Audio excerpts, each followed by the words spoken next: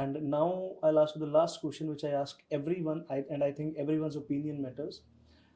What should be the right time of exit from UPSC? This is a good question. This is a practical question. Because it is spoiling, I'm sorry interrupting you, because it is spoiling many students' life.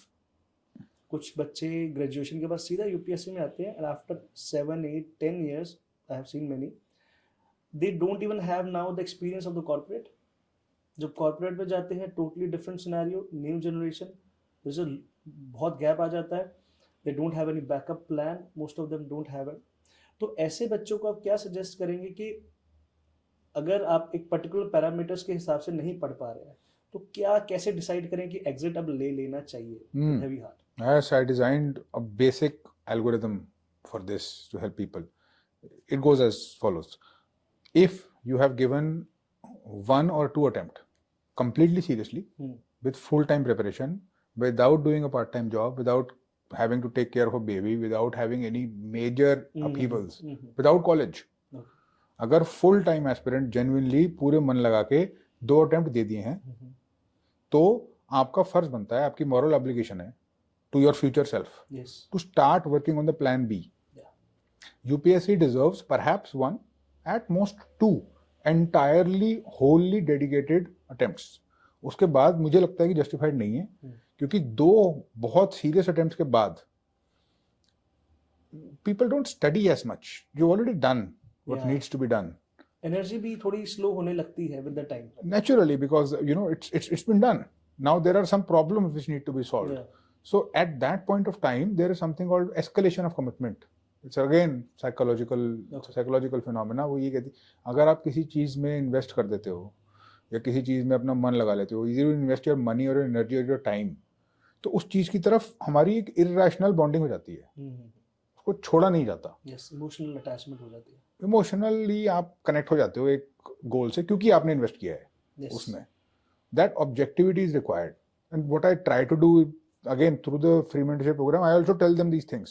Apart from the UPSC, how it is to be actually cracked.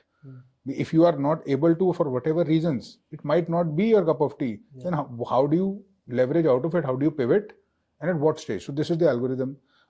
If 2 attempts have been given with full dedication, full time, it is time to work on plan B.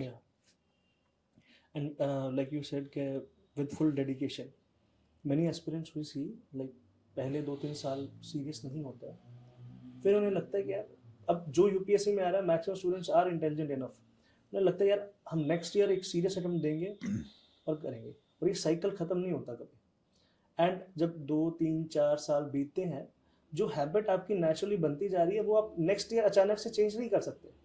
Right. तो ये cycle भी mentally बच्चों को escape नहीं करने देता.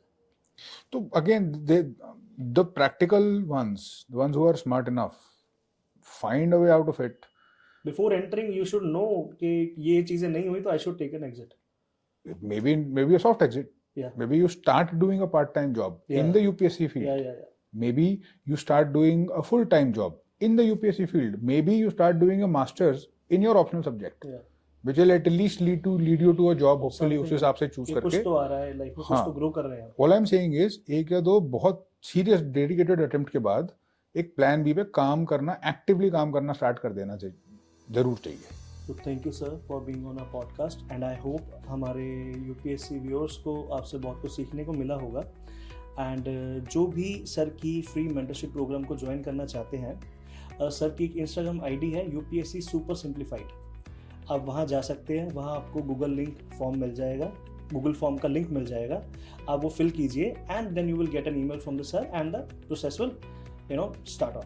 So thank you everyone, take care and all the best.